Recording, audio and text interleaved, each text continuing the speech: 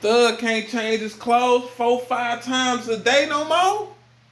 Oh, hell no. Thug ain't gonna be happy with that. Nigga kill over a bitch but let a rat keep his wife.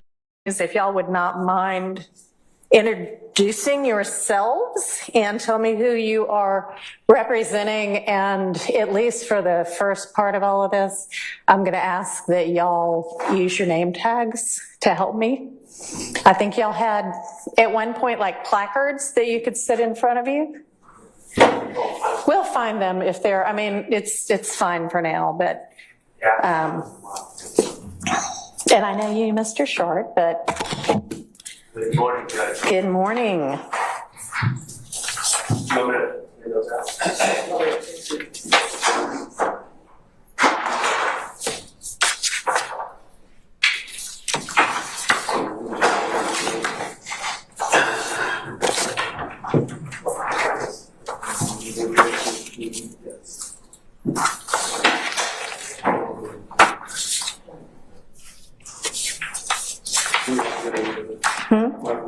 Yeah, I mean, we don't have to do it right now. I'm just saying, as we move, you know, for the first couple of weeks at least, if y'all don't mind doing that for me. So, introductions. Judge, Max Sharp, I represent Shannon Stillwell. My co-counsel is Mr. David Botts, who is also here, and because it's next to me, this is Shaquille Kokomo. He has been working on the audio visual on behalf of some of the clients, including Mr. Stillwell, so he's been a big part of this case as well. All right. Shaquille Kokomo. Are you an attorney or paralegal? He's going to be a law school student. Okay. Well, college graduate right now. fabulous. Good luck to you. All right. Thank you. Good morning, Judge. Good morning. Carrington Matthews Sr. here. I represent Marquavius Healy in this case. I also have representing Mr. Marquavius Healy is my son, Carrington Matthews Jr., who is not here today, and also attorney Teresa Mahfoud. Are there any other pending motions for Mr. Williams that I didn't include?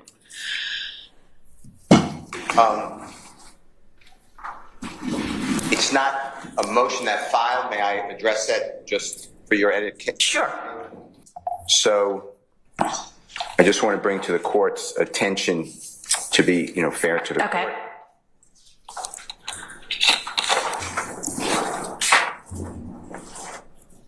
May I approach, Your Honor? Yes. And it may be easiest to just hand it to Ms. Pursfield.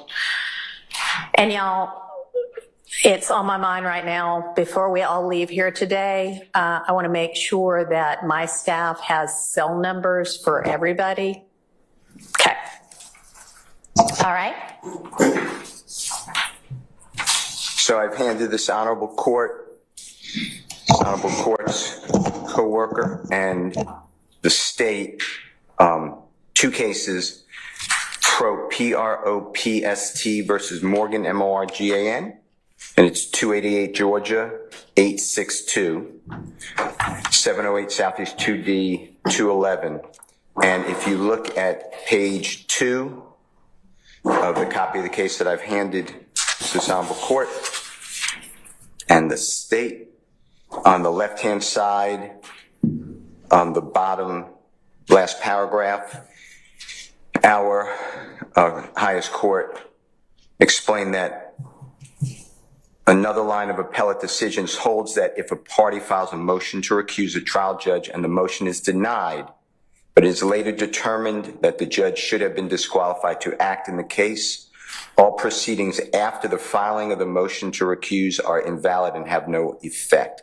And the reason I raise that is, Your Honor may be aware but may not be, the Honorable Douglas Weinstein filed an initial motion to recuse Judge Glanville. He did that on June 12th of 2024 in the afternoon hours. Judge Glanville initially he stopped proceedings and he denied that motion without referring it to another judge, and he made some findings of why he's denying it. On behalf of Mr. Williams, the Honorable, yes. Was there a written order? He did file a written order June the 14th. Okay. 2 days later, All right. and that was the Honorable Douglas Weinstein. Okay. The Honorable Keith Adams and I, on behalf of Mr. Williams, then filed a motion to recuse, but we didn't file ours until June 17th. It's Monday, June 17th. Okay. But the way I understand the case law is that once Attorney Weinstein filed that motion, which the Honorable Judge Krause eventually granted. Judge Krause, in a written order dated, I'm going to tell you, July 15, 2024, granted Mr. Williams as well as Mr. Kendrick. Mr. Weinstein represents Mr. Kendrick, both of the motions. So the way I understand the case law is everything that happened after the filing by Mr. Weinstein on June 12, 2024 is invalid. Okay. So if you would do me a favor and put that in writing and file it as a motion, and then I will add that to our pending list. Yes. And I don't want to, I appreciate you letting me know. I don't want to get into substantive argument about anything today because we don't have the parties themselves here. This is basically just a sort of status. So if you will file something to that effect, then I'll have that added to the list, but I appreciate that. I'll file it today. Can I add one other thing just for your knowledge? But sure. If it's something that's more than a status, then I will withdraw it. Yeah, and I mean, you can tell me, but I'm, not going to consider it. We're not going to argue it. But yes, absolutely. Go ahead. Understood. I just want you to know that there was a witness testifying. That's why I thought it's important, which will potentially, if you determine it, require the jury to have their notes, if you require it taken away, and then we're wiping out what they heard. I just want you to be aware of that. Okay, I'm not sure if I follow what you're saying now. So there was a witness testifying. His name is Mr. Copeland. Yeah. After Judge Glanville denied that motion, the jury heard from a witness on the afternoon of of June 12th, June 13th, June 14th, and then June 17th. So I just want you to be aware. All right, I understand what you're saying now.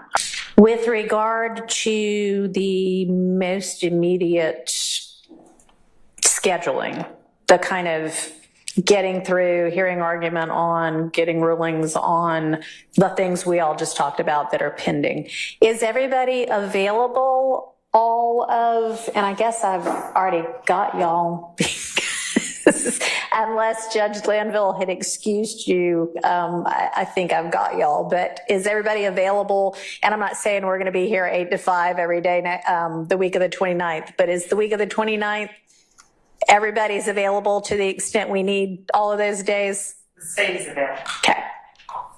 Anybody not? Okay, perfect.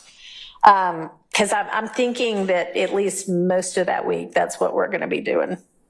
Which means I am not going to be going to the judges' summer conference, but that's okay. That's okay. Okay. All right. With regard to kind of further in the future, just when we're going to be having trial, I think it's maybe been like 4.5 days a week or something. I don't know. I guess it doesn't matter what it has been. Here's what I'm thinking. I am thinking that when we are in trial, we start at 8:45 and go to about 6, at least until the time changes and it gets dark early. And I'll have to obviously make sure that all the jurors can do that. I don't know what their, pick up kids schedule is or anything like that. But I want to make the most of our time, like I said, while we're here and have them. So that's kind of going to be my plan going forward. And it may be that we want to go all 5 days. It may be that we want to, break at lunchtime on Fridays. And if we have other business to do, we stay for the afternoon.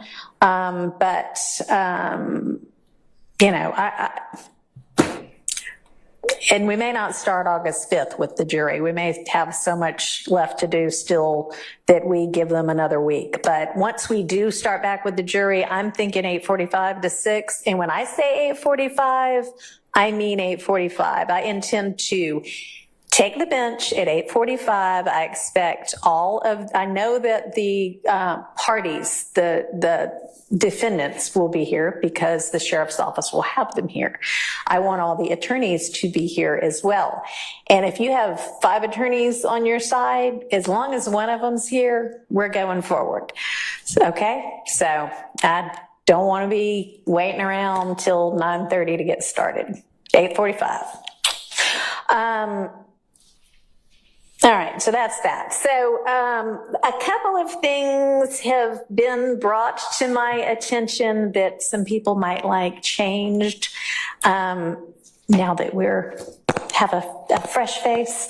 And y'all, some of these are really kind of insignificant, but I'm gonna go ahead while we've got some time and bring them up. Food in court. Everybody can have water whenever they want to. The attorneys can have, whatever drink they want to, as long as you're not klutzy like me and don't spill it all over everything. I guess if you do, that'll be your problem. If we are working through lunch and the jury's out and we're working and y'all are here and the clients are here, that's okay.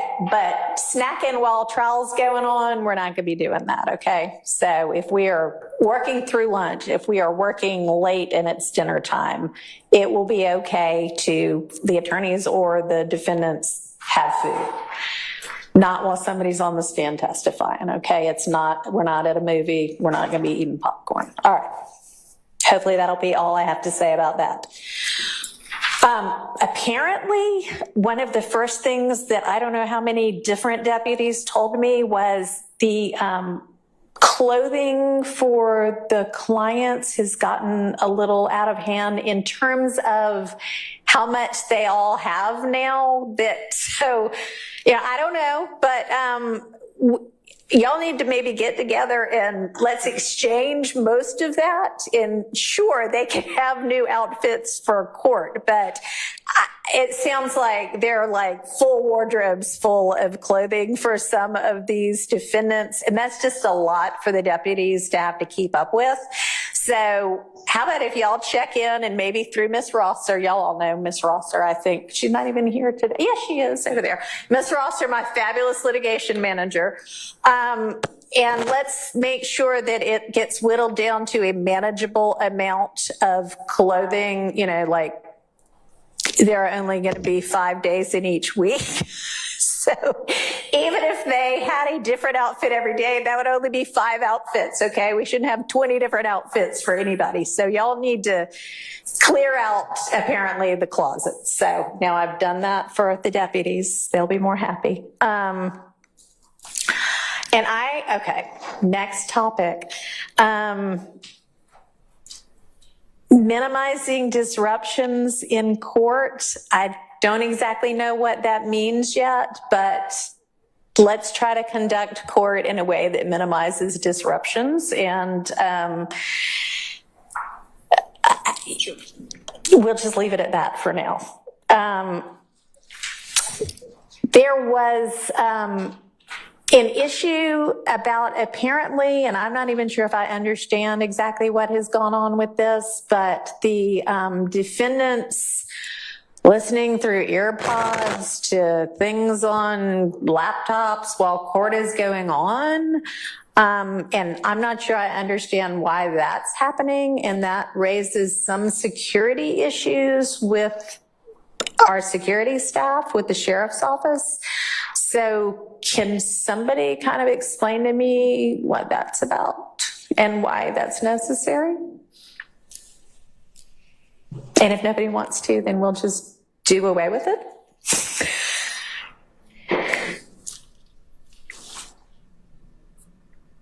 I think it was originally combat boredom.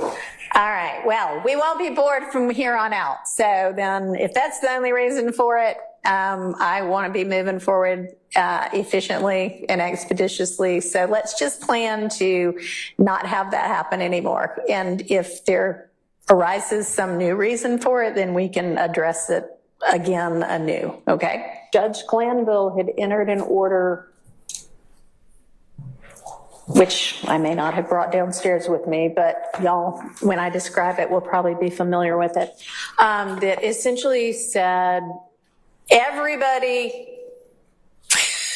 not really, but several parties have asked for mistrials, I think, because things are moving so slowly. And he entered into order that seemed to say, it appears that the state has 200 and something witnesses. We're on 50 something now.